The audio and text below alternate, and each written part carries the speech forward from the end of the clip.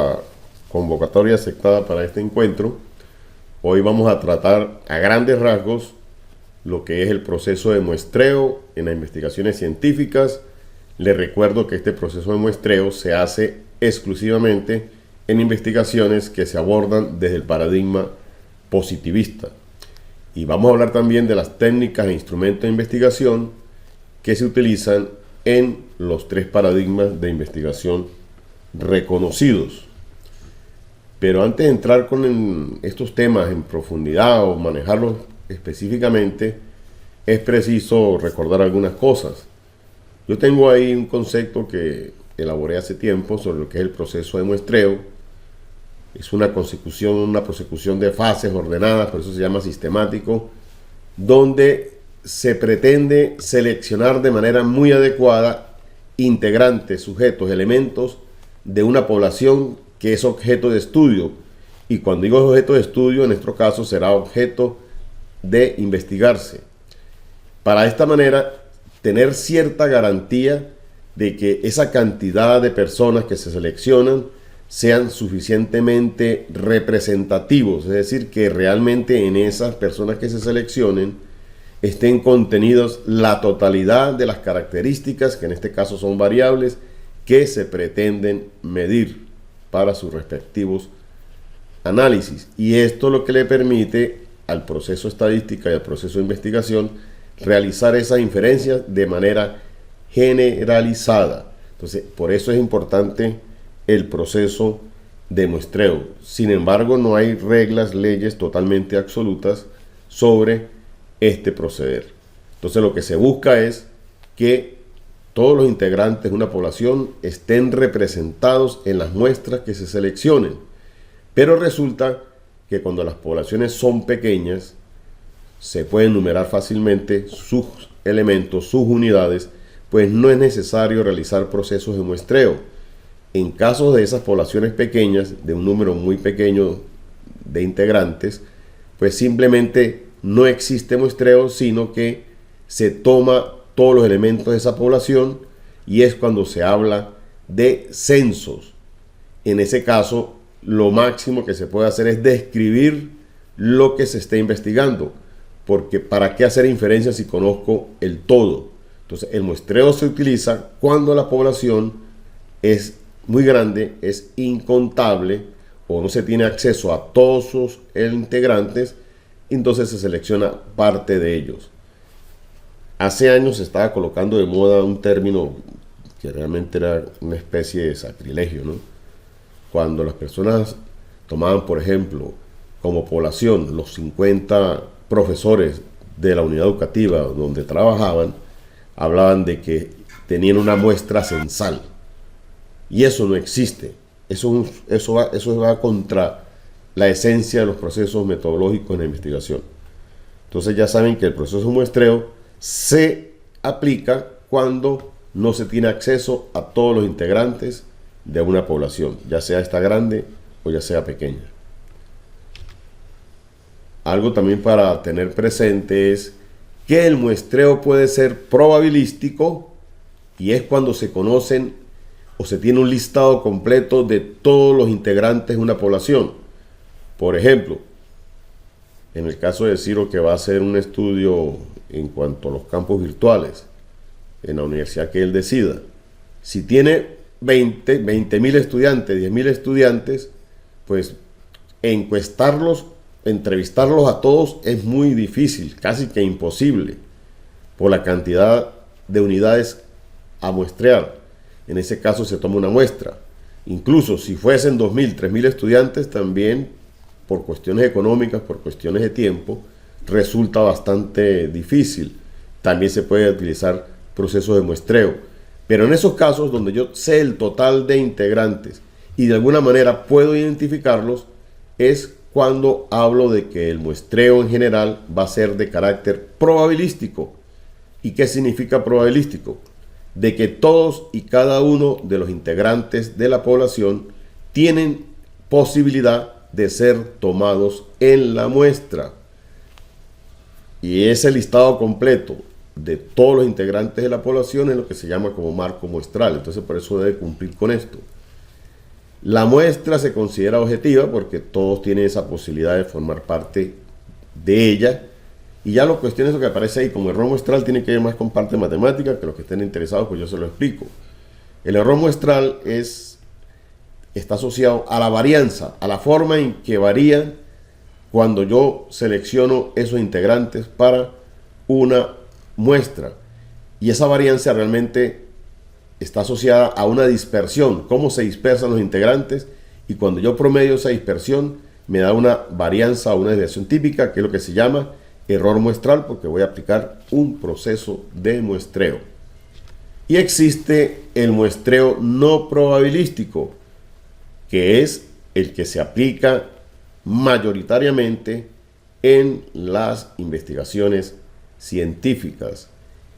Y el hecho de que sea no probabilístico lo que indica es que no se tiene posibilidad de considerar a todos los integrantes de una población. Por ejemplo, si yo quiero hacer un estudio en Cúcuta sobre lo que opinan los habitantes de Cúcuta sobre la vialidad, yo no tengo conocimiento o no puedo tener toda la población que exista en determinado momento en Cúcuta por diversos factores. Factores de tránsito. Mucha gente está en Cúcuta pero está de paso, no son residentes. Es más, si fuesen residentes, no tendría la posibilidad de llegar a todos los residentes por diversas causas. Entonces, esa población, a pesar de que es una cantidad matemáticamente finita, se considera estadísticamente como una cantidad no contable, porque no conozco o no tengo el medio de llegar a todos y cada uno de ellos. Cuando ocurre eso, no es posible hablar de muestreo probabilístico. Es cuando se habla de muestreo no probabilístico y no sigue tantas reglas matemáticas como el probabilístico. Aprovecho para clarificar algo. Y mire que yo he tenido la experiencia casi siempre que hablo en público sobre esto. La gente asocia erradamente que el muestreo no probabilístico es cuando se utiliza una metodología cualitativa en la investigación. Y nada tiene que ver con esto.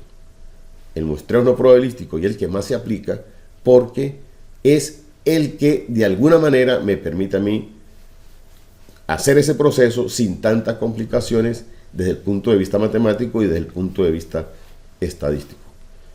Aquí coloco algún ejemplo, ¿no?, de muestreo probabilístico. Hay una clase que la conforman 50 estudiantes, algo muy pequeño, y el profesor, el docente, el facilitador quiere seleccionar 5 de ellos.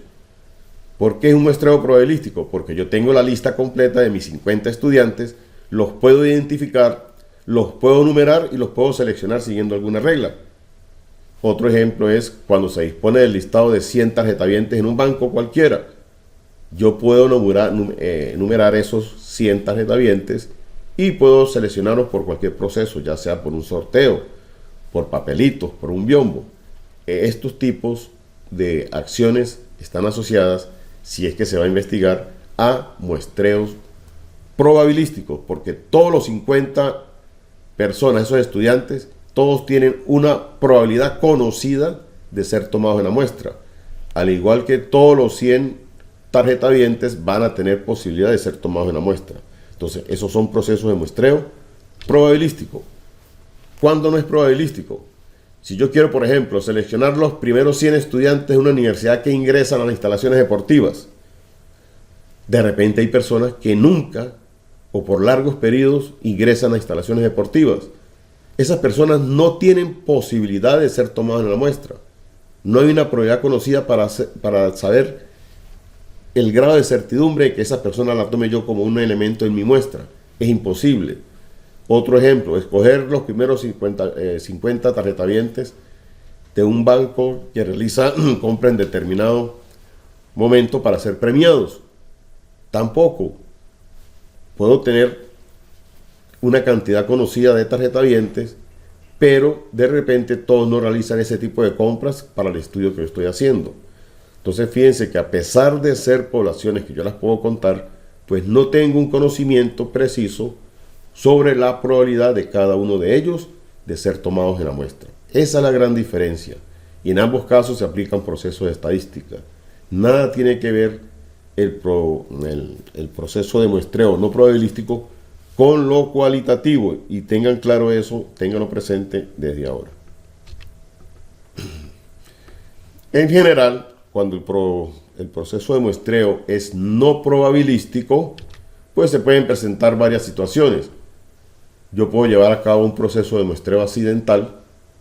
Es cuando ustedes ven que se ubican en algunos puntos de una ciudad, semáforos, centros comerciales, cuestiones hospitalarias, algunos encuestadores para preguntarle, hacerle una serie de preguntas a las personas.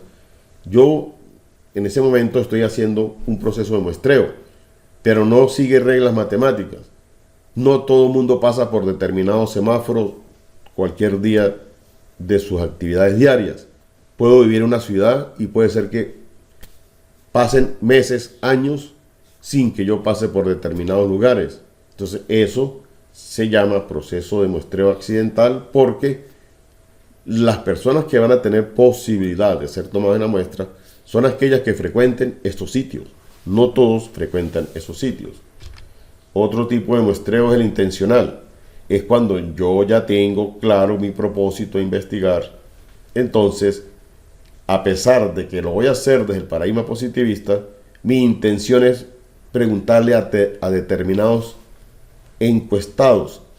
Por ejemplo, si yo quiero hablar del seguimiento de la Champions League actualmente en los habitantes de San Cristóbal, pues yo no voy a ir a preguntarle uno por uno si le gusta el fútbol, si le ve la Champions League, si la sigue, sino primero determino quiénes son fanáticos de este tipo de eventos deportivos, y luego sí intencionalmente busco esos elementos para formar parte de la muestra. Es decir, prevalece la intención que tiene el proceso de investigación para determinar ese proceso de muestreo.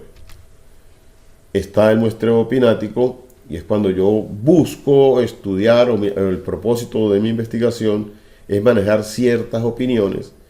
Entonces pasa algo muy parecido al anterior.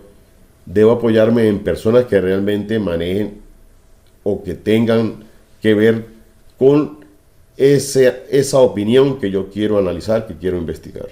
Otro tipo de muestreo es el bola de nieve. Esto es un muestreo que se caracteriza porque no todos los integrantes de las poblaciones tienen acceso a formar parte de la muestra. Son cuando se tienen comunidades de difícil acceso. Por ejemplo, Richard dice que pertenece a una comunidad masón, y todo el mundo no pertenece a logias de este tipo.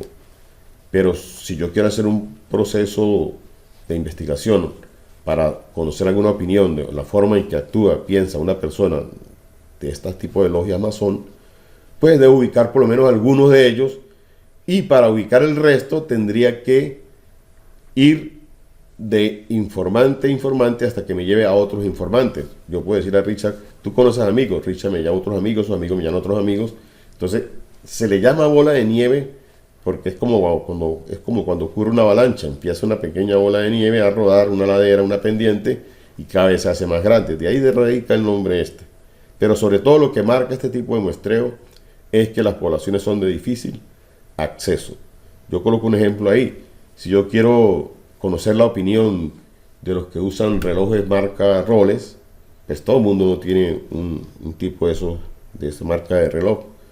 ¿Qué tengo que hacer? Pues buscar algún joyero que tenga que ver o que venda este tipo de reloj, y para que él me lleve a otras personas que usan este tipo de reloj, y eso me lleven a otros y a otros. Por eso se llama muestreo bola de nieve, y es un muestreo no probabilístico porque tampoco todos los integrantes de la población van a tener la oportunidad de ser seleccionados como muestra. El muestreo por cuotas. Yo estoy haciendo un estudio determinado y me interesa tener, por ejemplo, una proporción de 0,8 de que sean del sexo femenino y el 0,20 que sea del sexo masculino. Me establezco esa cuota como algo prefijado. Entonces, por eso no todos van a tener oportunidad de ser tomados en la muestra y va a estar determinada por esa cuota que de alguna manera me lo exige la investigación que voy a hacer. Entonces, estos son los 5 tipos de muestreos no probabilísticos más conocidos. Sin embargo, no son exclusivos. Voy a colocar mi caso, mi ejemplo. En la investigación que he venido realizando de hace tiempo, pues yo necesito estudiantes, ya sean de pregrado o de posgrado, que sean evaluados de manera virtual, a través de plataformas, a través de entornos virtuales de aprendizaje. Entonces, no puedo preguntarle a todo el estudiante. Tengo la intención de que la muestra va a estar conformada por estudiantes que estén cursando o sean evaluados a través de entornos virtuales de aprendizaje. Esa es la primera condición. Entonces ya voy a buscar ese tipo de estudiantes. Pero ¿qué ocurre?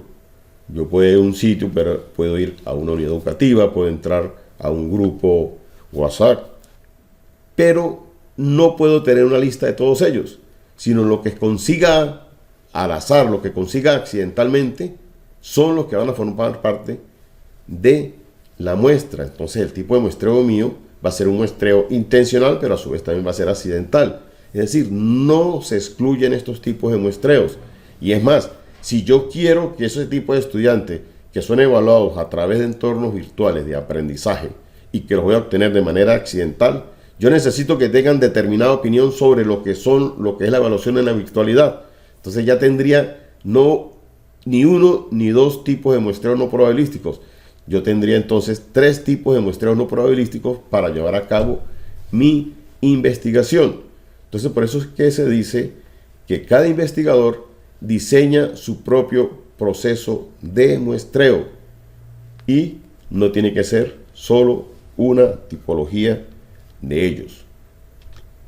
En el caso del muestreo probabilístico, pues este tipo de muestreo es más riguroso, sigue reglas matemáticas y lo que determina si puedo aplicar un tipo de este muestreo es que yo tenga la lista completa de los posibles integrantes de esa población. Es decir, no los posibles, de todos los integrantes de esa población. Si no ocurre eso, el muestreo ya no es probabilístico. Sin embargo, yo veo ese trabajo y a veces cuando reviso me buscan para que me ayude a asesorar cómo los estudiantes de posgrado se empeñan en que sus muestreos tienen que ser probabilísticos. Porque si no es probabilístico, entonces dicen que la investigación es cualitativa. Y eso es una herejía decir que la investigación es cualitativa. No existen investigaciones cualitativas. Existe metodología de investigación cualitativa, eso sí. Entonces, no tengan temor si ustedes van a usar muestreos no probabilísticos. Entre los casos de este tipo de muestreos son el aleatorio simple, que es como uno de los ejemplos que coloqué. Si yo tengo una clase de 50 estudiantes y quiero escoger a 5 de ellos, pues yo los números del 1 al 50, puedo colocar 50 papelitos en una cajita y que venga una mano inocente y escoja 5 papelitos. Eso es un muestreo aleatorio simple. ¿Pero qué determina que puedo hacer esto? Que tengo el conocimiento de cuántos y cuáles son cada uno de los integrantes de esa población. Está el muestreo sistemático. Es como un poco más complejo que el anterior. También tengo que conocer todos los integrantes de esa población para de alguna manera sistemática ir seleccionando. Por ejemplo, en el caso del banco, yo puedo decir que necesito la opinión de 50 tarjetavientes. Yo me puedo ubicar en una instalación bancaria cuando se formaban colas, ahora casi todo es virtual, y sabiendo que todos ellos van a realizar un tipo de operación, yo puedo decir, voy a partir desde esta persona, le coloco el número 1, y cada 3 o 4 personas voy a tomar 1. Entonces fíjense que lo voy a hacer también aleatoriamente, pero siguiendo una constante. Cada 3 personas la tomo. A eso se le llama muestreo sistemático. Está el muestreo estratificado, muy común en el área educativa. Si yo quiero conocer la opinión sobre un fenómeno cualquiera en una universidad cualquiera, entonces yo tengo que considerar no solamente al estudiantado, tengo que considerar al profesorado, tengo que considerar al personal administrativo y tengo que considerar al personal obrero. Pero como tienen diferentes cantidades de elementos cada uno de esos estratos, entonces yo realizo ese proceso de muestreo de manera estratificada, es decir, tomo un estrato de estudiantes y de ese estrato selecciono algunos de ellos, tomo el estrato de docentes y de ese grupo selecciono algunos de ellos en cuantía proporcional generalmente a la cantidad que representan en la población.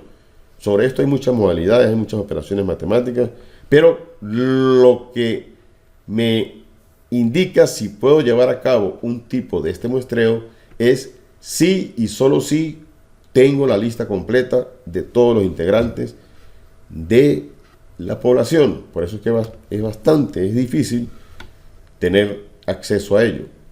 Por eso le decía hace rato que el que más se aplica en la práctica es el muestreo no probabilístico.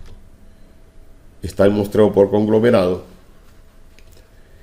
que es cuando necesito en mi muestra personas que habitan o cohabitan en determinados centros poblados. Entonces no tengo facilidad de llegar a todos ellos, entonces los puedo dividir.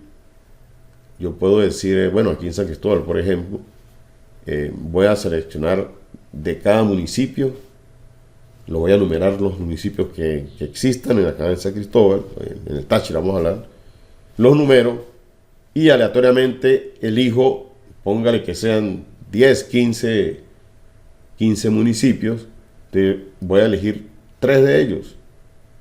Numero los 15 municipios y por cualquier proceso de muestreo simple, escojo a 3 de ellos y los que escoja le aplico un instrumento a todos los que estén en ese conglomerado.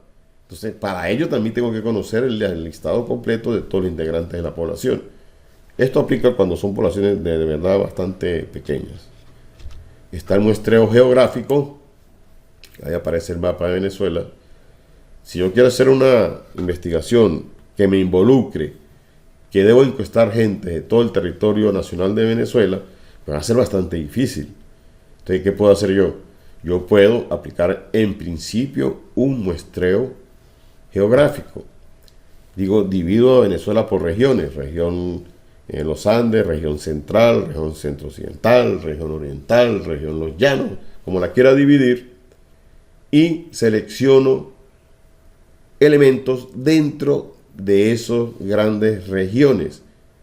Pero a la vez puedo decir, me va a quedar difícil.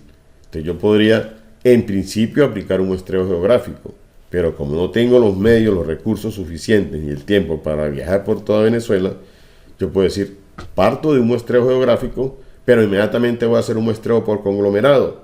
Entonces enumero las regiones de Venezuela y escojo 2 de ellas. Y luego digo, pero entonces no puedo ir a todas esas partes. Entonces voy a estratificar por determinada característica. Es decir, yo acoplo ese diseño del muestreo que voy a llevar a cabo. No es que tenga que hacerlo únicamente de un solo tipo de muestreo.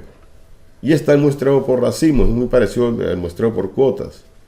Si yo quiero hacer una investigación para conocer algún tipo de opinión, alguna actitud de las personas que les fascina divertirse los fines de semana, pues ¿a dónde las voy a buscar? En los centros de diversión nocturnos. Entonces yo establezco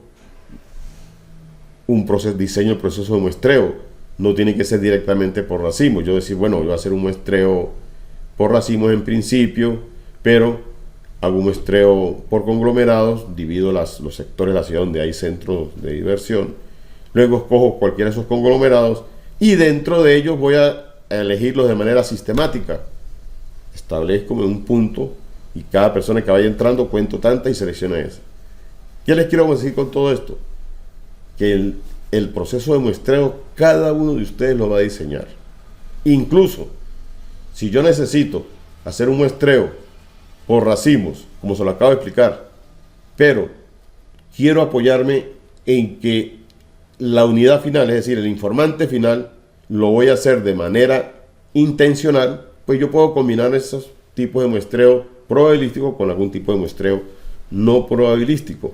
Por eso que se dice que en la práctica, cuando uno desarrolla ese diseño de muestreo, lo hace por etapas.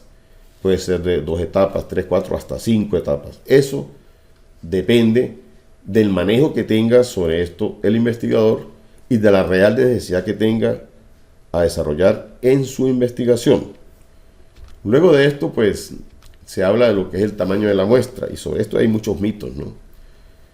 Hay unas ecuaciones que manejan, todos los libros la manejan. Lo que no le explican a las audiencias es que esto se hace sí, solo si yo manejo el proceso de estimación estadística.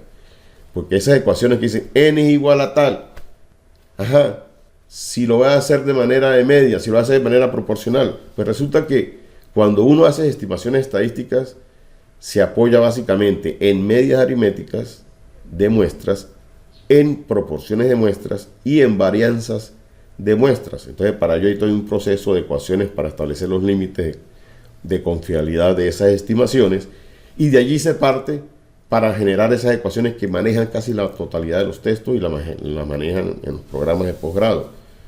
Pero no es tan así.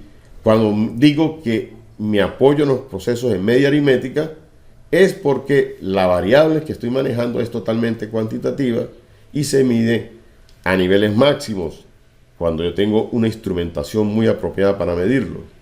¿Cuándo lo manejo por proporción?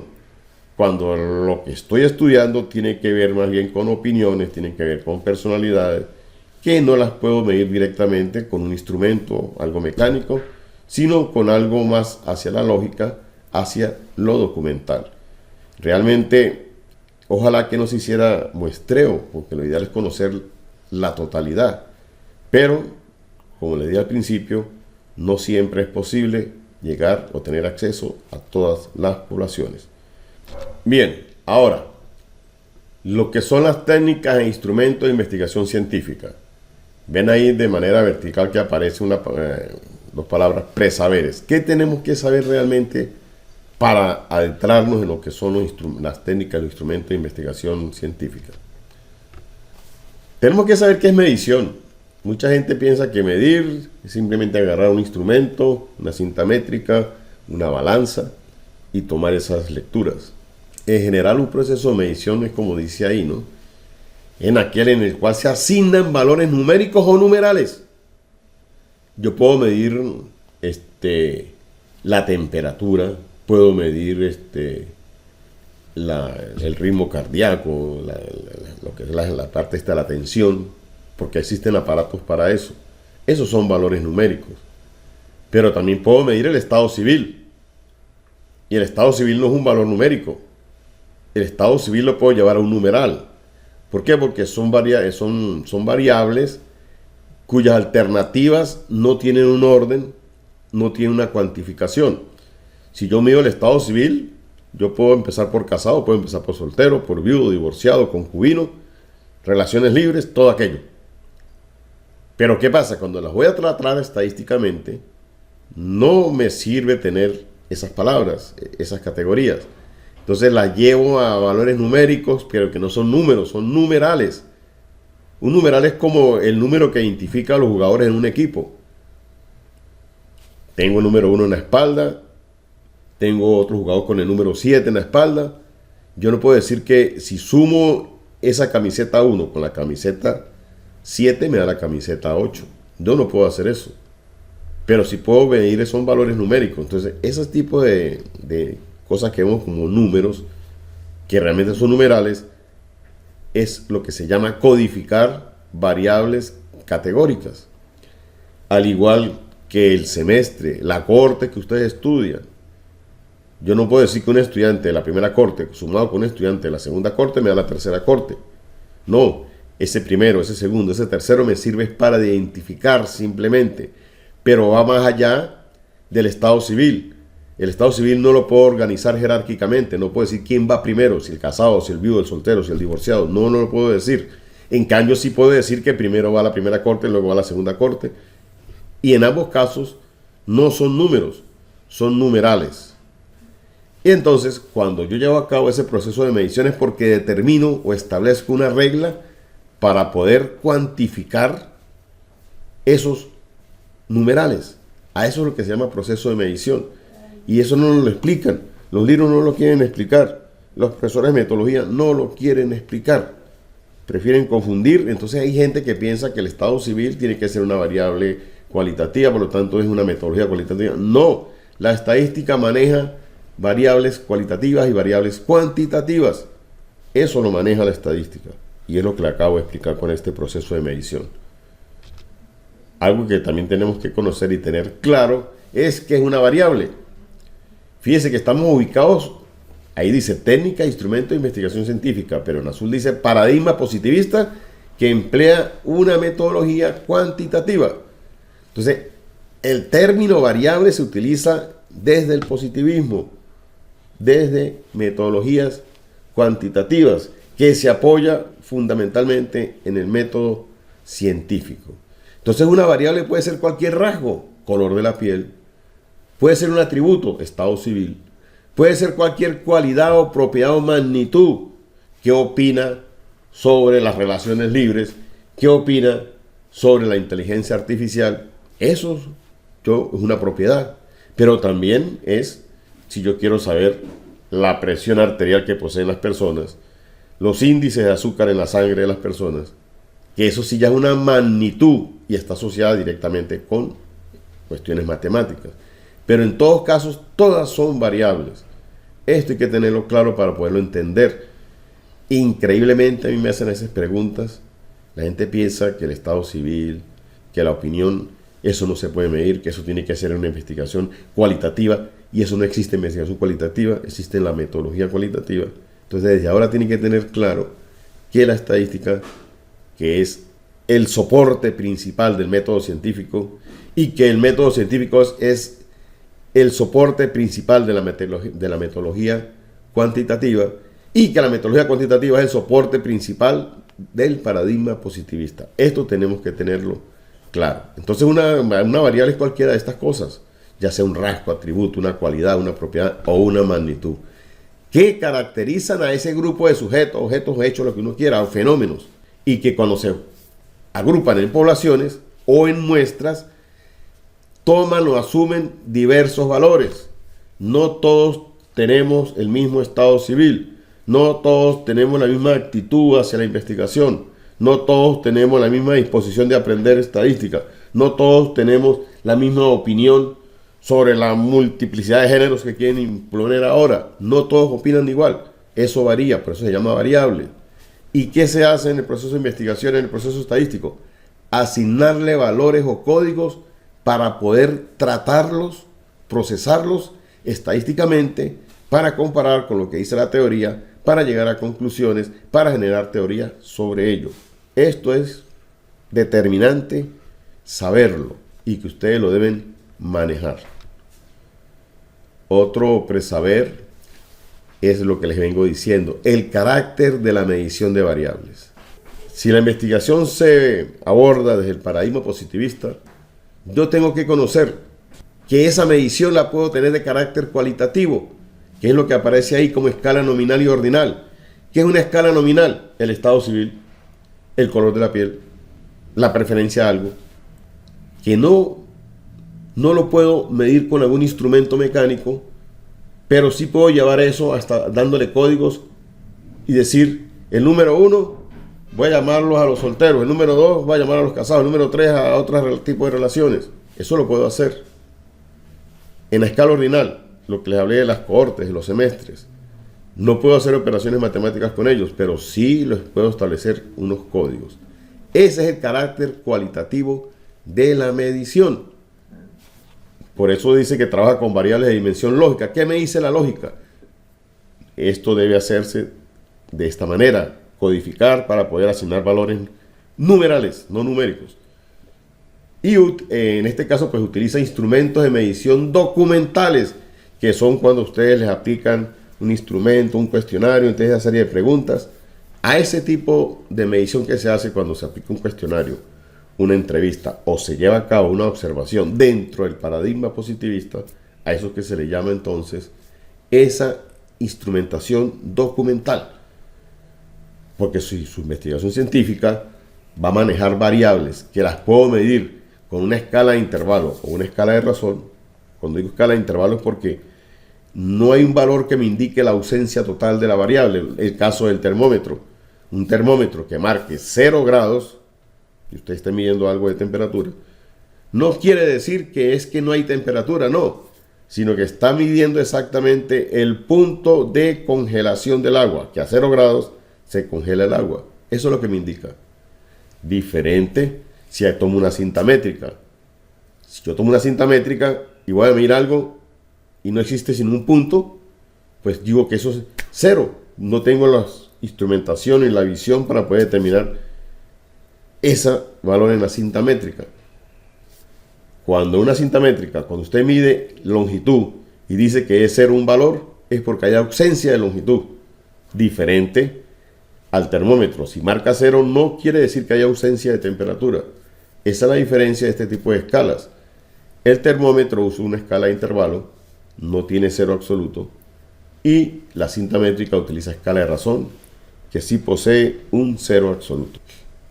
Otro presaber que hay que manejar. Bien, entonces, otro presaber es tener claro qué es un constructo variable.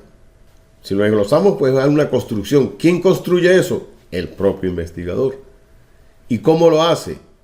Fíjense, cuando hablo, si observan esta lámina, dice constructo. Está en azul, constructo variable. Cuando yo hablo de constructo variable es porque me estoy ubicando en el paradigma positivista que utiliza metodología cuantitativa.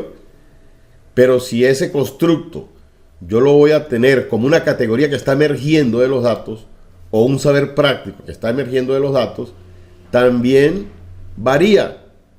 En el caso del constructo variable, yo lo desarrollo de manera deductiva e hipotética.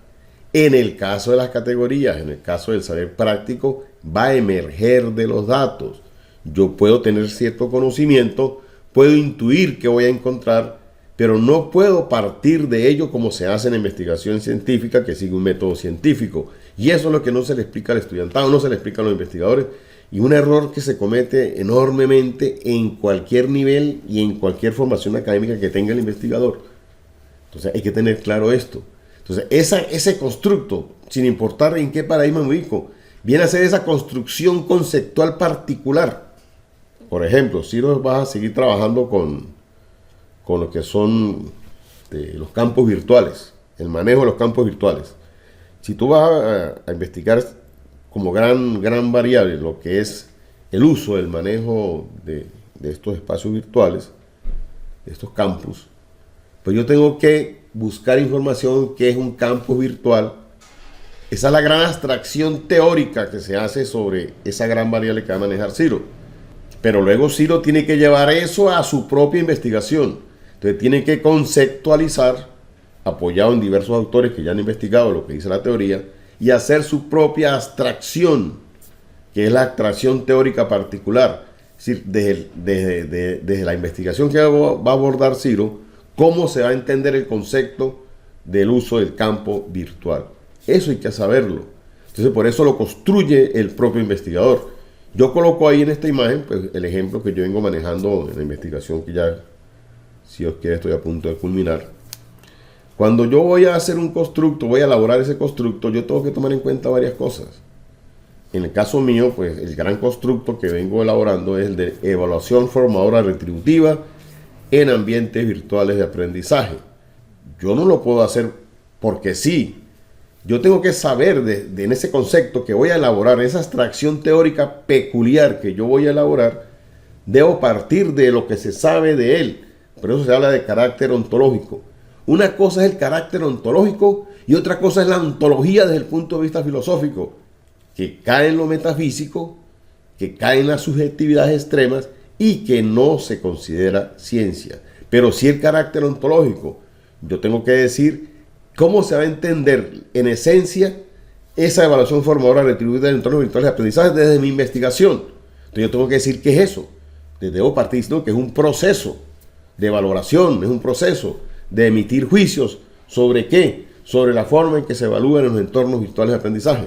Esa abstracción que yo hice tiene que tener su carácter epistémico, es decir, ¿qué se conoce en la literatura, qué se conoce en la teoría sobre lo que es la evaluación formal retributiva en entornos virtuales de aprendizaje? Que no hay nada porque no han escrito sobre eso. Entonces yo hago ese ajuste, hago esa compilación y parto de lo que es la evaluación, parto de lo que es formar, parto de lo que es retribuir y llego y le doy ese aporte, ese carácter epistémico a mi propio concepto. Luego viene el carácter metodológico. ¿Y cómo se procede cuando yo voy a evaluar de manera formadora retributiva en ambientes virtuales de aprendizaje? Eso, muy sintetizadamente, tiene que tenerlo mi abstracción teórica, y eso es mío, de mi investigación. Por eso es que es inédito. Y así sea un tema que ha tocado a mucha gente, cuando yo hago este proceso le estoy dando mi carácter particular, personal, y es lo que lo hace inédito y lo hace innovador. Y luego tengo que hablar de ese carácter axiológico. ¿Cómo debe ser normativamente? ¿Cuál es la norma? ¿Cuál es la ética cuando yo aplico una evaluación de este tipo en entornos virtuales de aprendizaje? Cuando yo integro todo eso, ese constructo sí lo puedo medir. Pero no ese. Porque luego que haga mi abstracción teórica, tengo que hacer mi abstracción teórica operacional. Es decir, en mi investigación, cómo se va a entender ese constructo desde el punto de vista de la abstracción teórica que hice, agregándole cómo, con qué, de qué manera se va a medir en mi investigación. Y eso es lo que me lleva a la postre a lo que son la operacionalización de variables. Y eso lo tengo que hacer desde antes. Por eso mi estructura y se vale parte de eso. Yo sí les explico a los estudiantes, muchos estudiantes que me buscan ya de manera muy personal, cómo tienen que arrancar su investigación. Yo no puedo plantear un problema y por ahí en el tercer capítulo hablar de operación de variables, hacer ajustes. Eso no tiene ninguna secuencia. Tiene más sentido el monstruo que creó Frankenstein que una investigación de ese tipo, me perdonan. Esto tiene que hacer, esta secuencia tiene que tenerse. Ya más adelante pues hablaremos más a profundidad de esto.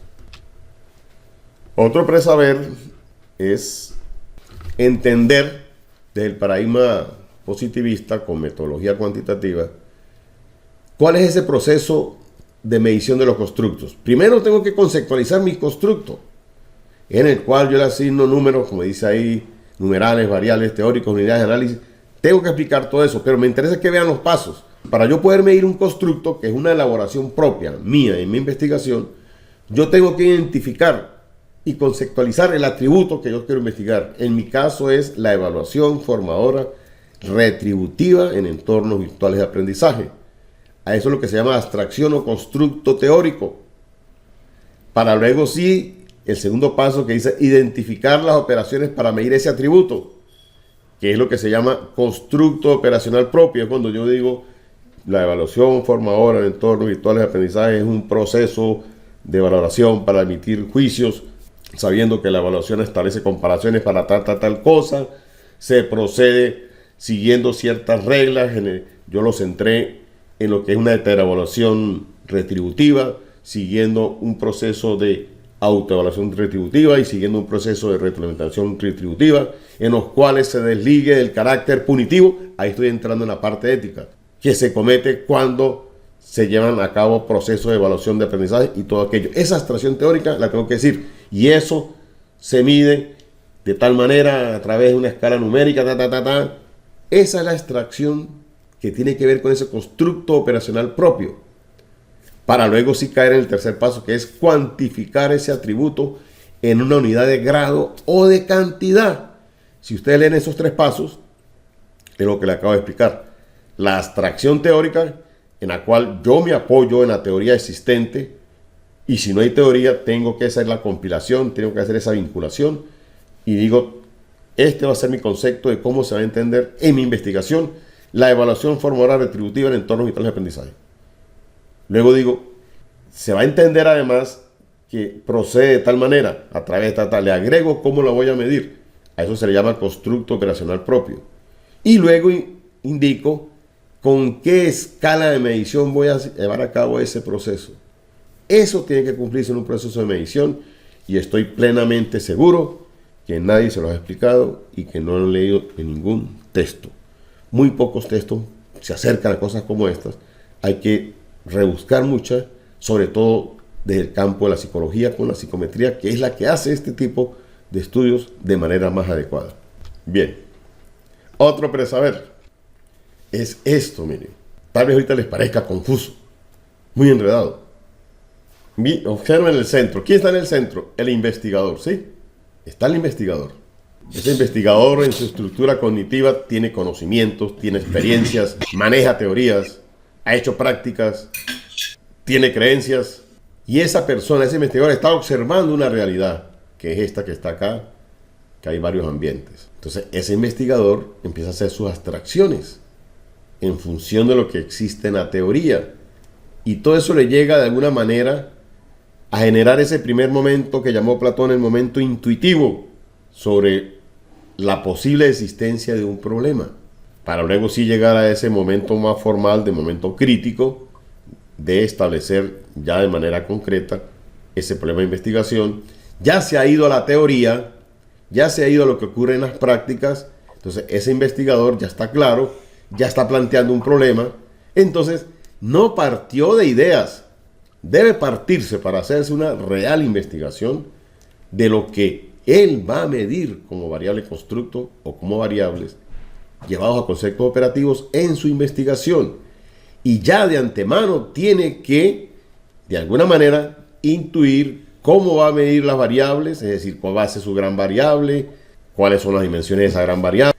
Entonces fíjense que esa persona ya está intuyendo, ya está visualizando como un diccionario cuáles van a ser sus dimensiones, que fue lo que yo hice. ¿Cuál fue mi gran variable que yo empecé a intuir desde que empecé con una investigación dentro del paradigma fenomenológico?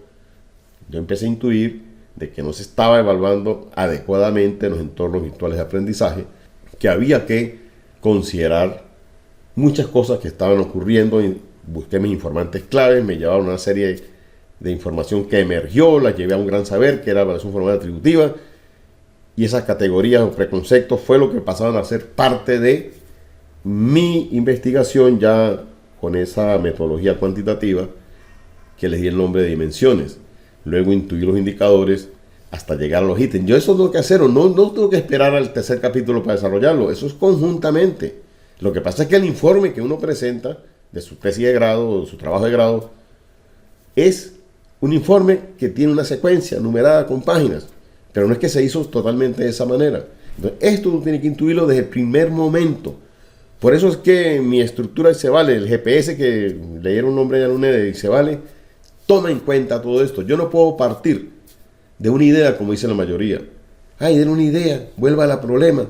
Y por allá, después que tiene 200 páginas escritas, que piensa, ay, ¿cuáles son las variables? No las consigue. Pues claro, lo hizo mal. Lo está haciendo otra cosa. Está haciendo una monografía. Entonces, por eso, fíjese que todo eso, para llegar a la parte empírica, amerita el manejo de la situación problemática, amerita el manejo de la teoría. Y aquí coloco esto como final, esta expresión que dice este señor Cosby. Una investigación sistemática no es posible hasta que el concepto se defina operacionalmente, señores. Y para yo definir el concepto operacionalmente tengo que hacer la abstracción teórica. Y para hacer la abstracción teórica, yo tengo que haber observado una realidad, una posible situación problemática. Determinar en ella, bien sea una gran variable constructo, una gran categoría, un gran saber práctico, para ubicarme en un paradigma. Y eso lo decido yo como investigador. Entonces, si yo no hago eso, y en eso se apoya mi estructura, mi GPS ICEVALE. La gente que me ha buscado, algunos que he ayudado a asesorar, se sorprenden cuando les empiezo con ese, y usted ya conoce algunos formatos. ¿Pero por qué? ¿Por qué todo así? Porque si no, no va a tener esa unicidad, esa vinculación, esa gran adhesión que tiene que tener las investigaciones, y por eso les derrumban las investigaciones, como decía Ciro, con una sola pregunta. Esto es importante saberlo.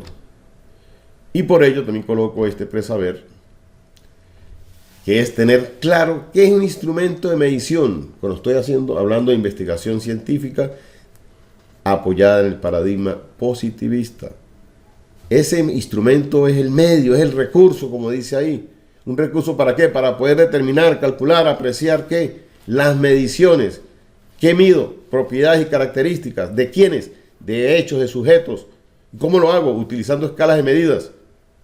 ¿Y cómo hago esas escalas de medidas? Apoyándome en esos constructos variables operacionales que yo mismo elaboré. Este es el proceso, esto es un instrumento de medición. Ya van a ver más adelante cómo la gente mezcla lo que es una técnica, lo que es un instrumento, en sí lo que es una herramienta cuando yo estoy llevando a cabo procesos de investigación científica.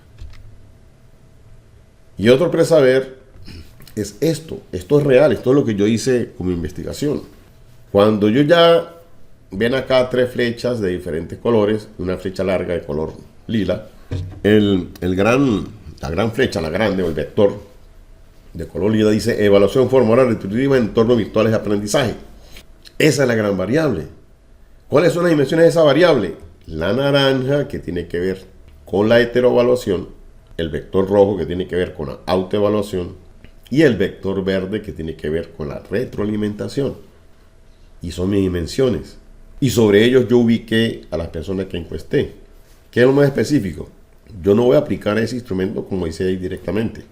Yo tengo que tener mi escala de medida, que es esta, donde ubico realmente a las personas. A cada ítem que yo hice en ese cuestionario, cada persona se ubicó en cualquiera de estas alternativas. Con esto estoy midiendo ese concepto en su manera más reducida, que es a través de los ítems. Esto tengo que hacerlo en mis investigaciones y las abordo desde el... Bien, sigamos. Aquí como último presaber les muestro este gráfico. Pongan por favor atención, porque quien logre ver lo que les voy a hablar sobre esto entenderá esa necesaria vinculación entre las 3 grandes temáticas que hemos manejado en los 3 seminarios de investigación, y entenderán por qué yo luché porque prevaleciera ese eje de investigación y de la manera en que se hizo separadamente. Fíjense que si partimos de la parte superior, donde está la cabecita más pequeña y dice que está observando una realidad, y ocurre lo que les expliqué hace rato. Observa una realidad determinada y percibe en ella una posible situación problemática, que fue lo que hice yo con la evaluación formadora retributiva en la virtualidad. Yo intuí eso, busqué teoría, pues no había teoría, pero sí había teoría sobre evaluación virtual, sobre cómo se evalúa en el conectivismo y muchas cosas como esas. Entonces logré intuir y darle formalidad a un problema. Entonces ya tengo ese primer capítulo que tiene que ver con el problema, que es lo que tiene que ver con Seminario de Investigación 1 de ustedes.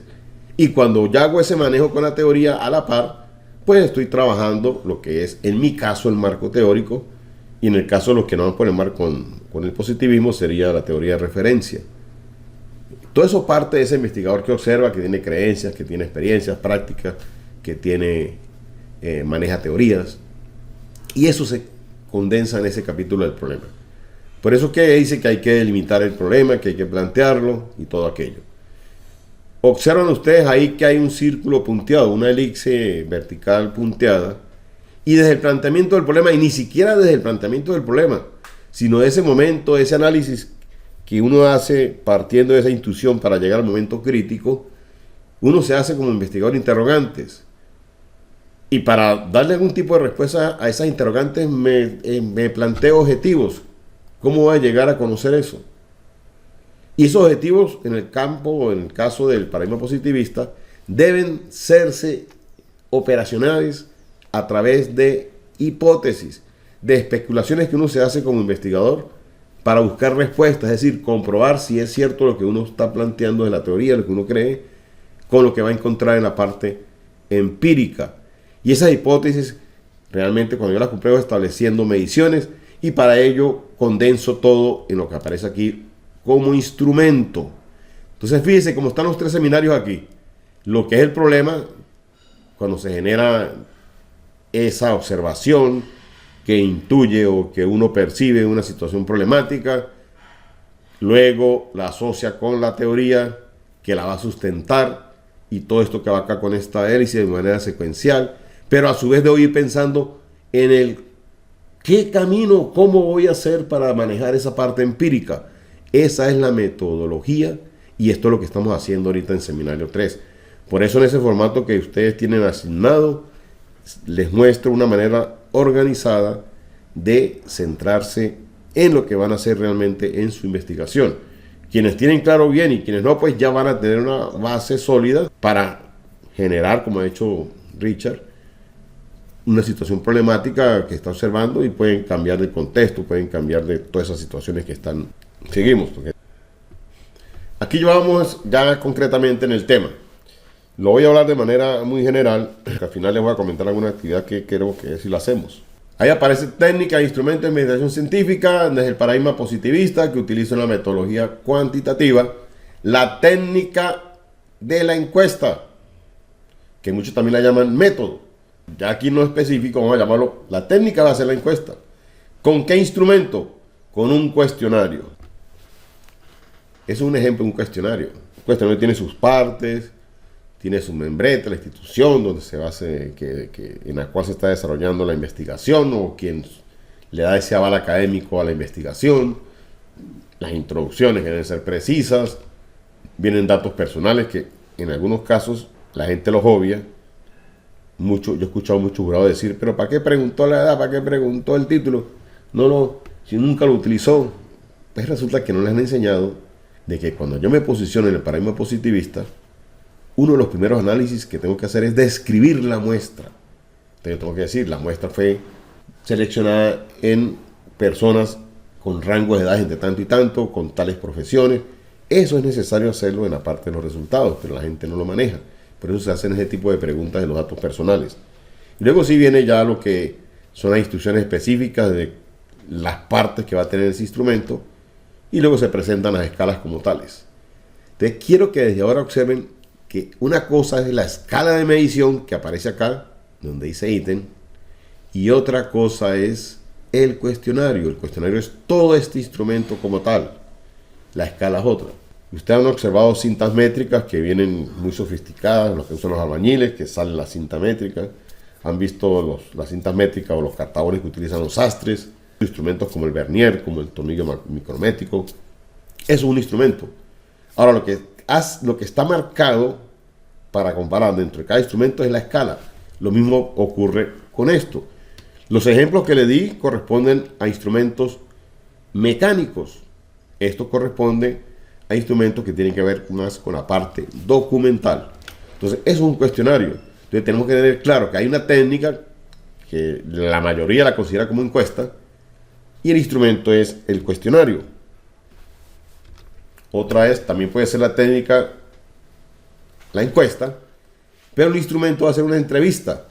En este caso, si observan acá, pues ahí están los datos del entrevistado, algunos datos, y está estructurada las posibles respuestas. Esto es una entrevista estructurada. Porque también tenemos entonces las entrevistas que son semiestructuradas. Hay mayor libertad, que las personas que se encuestan pues expresen sus opiniones como aparecen en estas líneas donde dice enseñanza, evaluación, desarrollo e innovación. Entonces fíjense que hemos visto como técnica, que en algunos casos también se llama método, a la encuesta. Como instrumento, cuestionario. Como instrumento, las entrevistas semiestructuradas. Como instrumento, las entrevistas estructuradas. Viene otra técnica, la observación. Permítame explicarles que con esto se cometen una serie de sacrilegios. Usted agarran textos que tienen que ver con la investigación y mezclan la observación como si fuera única. Es más, la hacen como si fuera algo exclusivo de los paradigmas fenomenológicos o sociocríticos. Y no es así.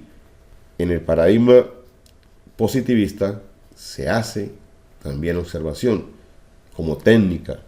Y como instrumento son los registros que se elaboran, que diseña el propio investigador. Fíjense, cuando yo utilizo como técnica la observación, algunos también la llaman método, yo prefiero llamarla técnica. Cuando yo voy a observar desde el positivismo, tengo que tener presente lo que aparece en esa llave roja. ¿Qué registro yo? No lo que se me ocurra, ni lo que veo así por al azar, por lo que pienso.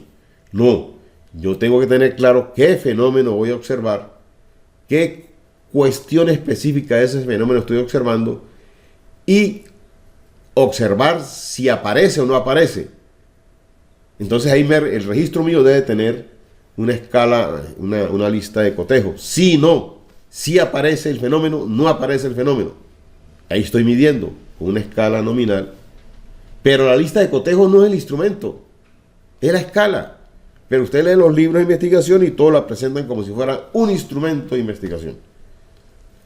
Luego, si ocurre ese fenómeno, yo tengo que contar cuántas veces ocurre. Y no lo que se me ocurre contar yo ahí. ¿Cuántas veces ocurre ese fenómeno? Que van dos cosas. Una observación desde el punto de vista del positivismo tiene que tener, primero, si ocurre o no ocurre. La frecuencia sí, una escala ya numérica, de carácter discreto. Aparece una vez, dos veces, tres veces, cuatro veces. Luego viene la latencia, que es el tiempo. Usted está observando el comportamiento de sus estudiantes. Presenta una tarea, una asignación. Empieza a medir el tiempo. El estudiante 1 empieza a tomar en cuenta lo que está observando luego de transcurridos 50 segundos. Entonces, ese tiempo se mide. Eso corresponde a la latencia de lo que estoy observando, de ese fenómeno. Luego viene la duración. ¿Cuánto dura la atención del estudiante en lo que está observando? Por decir algo. También lo registro con una escala en segundos, horas, minutos, como lo quieran registrar. Y luego tenemos la intensidad. Aquí es un poco más complejo, porque ya entra a jugar un papel muy importante lo que es la subjetividad del observador. Porque medir esa fuerza tal vez será con la actitud que muestra, con la fortaleza que defiende una postura. Entonces, esto es un poco más complejo, pero cualquier observación que se lleve a cabo desde el positivismo debe guardar o debe respetar estos principios. Eso es lo que se observa. ¿Qué se diferencia de la observación con metodología cualitativa? Porque ahí usted toma nota de todo lo que usted observa y le interese o no le interese, porque es algo holístico y no puede descuidar ningún detalle. Seguimos en el paradigma positivista. Entonces tenemos que diferenciar lo que es el instrumento de las escalas de medida. El instrumento del cuestionario, el instrumento de la entrevista, estructurada, no estructurada, la observación. Pero ya la escala es lo que contiene internamente el instrumento. Entonces, cuando yo hablo de lista de cotejo, la mayoría lo habla como si fuese un instrumento. La lista de cotejo es una escala para poder medir. La lista de control, que es muy parecida. Los registros de opciones, cuando hay varias respuestas múltiples que se pueden registrar. Son ejemplos, los que más se utilizan. En el primer caso, pues son escalas nominales. Están escalas nominales, pero que pueden llegar a ser listas ordinales. Algunas veces las listas de cotejo se acomodan de alguna manera, de acuerdo a lo que piensa el investigador, y les puede establecer algún orden. Entonces se puede tomar también una lista de cotejo, una lista de control, registros de opciones, escala de actitudes y escalas tipo Likert. Yo he asistido a muchas defensas de trabajos y tesis doctorales en los que dicen: mi instrumento fue una escala de Likert. Increíblemente nadie dice nada. La escala de Likert no es un instrumento, es una escala. El nombre lo dice, escala de Likert. El instrumento es, si yo llevo esa escala a un cuestionario, el instrumento del cuestionario, la escala es la escala de Likert. Esa misma escala de Likert la puedo llevar a una entrevista. Entonces, la escala de Likert no es el instrumento es la entrevista. La escala de Likert, como dice su nombre, la escala. Y para ello, yo tengo que tener claro ese continuum de medición de las variables. Aquí lo pueden ver, mire. Aquí hay una escala parecida a la escala de Likert que indica el grado de acuerdo. Esto es una escala, pero el instrumento puede ser un cuestionario o una entrevista. Otra escala puede ser dicotómica, sí, no. El instrumento, esa escala la puedo ubicar en una entrevista, en un cuestionario, e incluso en una observación. Pero esta es la escala, no es el instrumento. Un continuo, que es lo que yo vengo haciendo últimamente, establezco un continuum desde ausencia hasta presencia total, y yo puedo establecer puntos intermedios. Posteriormente establezco códigos sobre ellos. Entonces hay que saber diferenciar lo que es un instrumento de su escala de bien. Ya aquí vamos hacia la parte de la metodología cualitativa. La gente que escribe sobre esto pues se ha apoderado. Algunos dicen me apropié. A mí cuando me dicen me apropié, lo robó y se molestan, ¿no? Es que apropiarse es robárselo. Una cosa es referenciar, apoyarme en, a apropiarme de algo que no es mío. La gente ha agarrado la observación a diestra y siniestra, y cuando uno explica, como lo que acabo de explicar hace rato, empiezan las confrontaciones. Una cosa es la observación dentro del paradigma positivista y otra cosa es la observación dentro de lo fenomenológico sociocrítico. Aquí hay mayor libertad, aquí no hay ninguna estructura. El investigador es el principal instrumento de investigación. Es su estructura cognitiva, sus creencias, sus saberes, su relación con el entorno, lo que hace que él tome o registre lo que realmente le conviene según él, subjetivamente. También se habla de observación participante, es cuando ya se involucra. Usted le pregunta a alguien, le hace una pregunta, ¿cómo crees tú que es la enseñanza de la matemática? Bueno, yo creo que es así. Pero cuando la persona es participante, dice, pero ¿por qué crees que es así? ¿No has pensado que tiene esta opción? Tú no podrías mutar hacia este concepto. Se incide, participa en esa observación. Esa es la gran diferencia con la observación como tal. Otros hablan de entrevista abierta en profundidad. A veces piensan que ese es el instrumento. El instrumento del investigador. Porque la entrevista en profundidad generalmente se hace de manera sonora. La entrevista en profundidad, yo no tengo un registro, sino simplemente tengo una guía de posibles preguntas. Uno hace una pregunta y la persona que está siendo entrevistada, el informante clave, tiene la libertad de expandirse por donde quiera. Solo que el entrevistador tiene que estar atento, porque si se aleja mucho de ese gran propósito, de esa intención que tiene con su investigación, pues tiene que hacer repreguntas para que de alguna manera lo canalice nuevamente hacia lo que pretende con su investigación. Génesis. Sí, doctor. ¿Tú qué piensas de esto, Génesis? En tu experiencia. Bueno, la entrevista abierta en profundidad como técnica, como se lo he dicho, es una especie más diálogo bien de un diálogo, de un conversatorio. Y yo creo que en ese caso, el de preguntas es el apoyo es el apoyo para el investigador. Y nos sirve para redireccionar cuando estamos haciendo las preguntas, el conversatorio con los informantes claves, pues si el informante se está yendo por otro contenido que no es el que necesitamos en ese momento nosotros, pues el cuestionario es ese apoyo, esa instrumentación que está ahí. ¿Cómo te ha parecido tu experiencia haciendo estas entrevistas en profundidad? Bueno, yo creo que ha sido una muy buena experiencia. Es algo nuevo para mí. Es algo nuevo para mí que he manejado, que estoy manejando. Y es sobre todo muy satisfactorio ver cómo de esas entrevistas abiertas en profundidad podemos nosotros ir adquiriendo esos códigos, esos saberes que nos van a servir para la construcción teórica. Fíjense, generalmente se habla de que la entrevista abierta en profundidad, pues prácticamente, dicen los teóricos, que se vincula más con las investigaciones entre el paradigma fenomenológico que el sociocrítico. Y no es así. Hay esa libertad. En el caso de Génesis, pues que ella está buscando un gran saber práctico, ha sido, creo que, satisfactoria esta experiencia con la entrevista abierta en profundidad, ¿no, Génesis? Así es, doctor. Bien, muy bien, gracias. También tenemos entonces los grupos focales. Esto es una moda. Ya lo muestran como la gran panacea.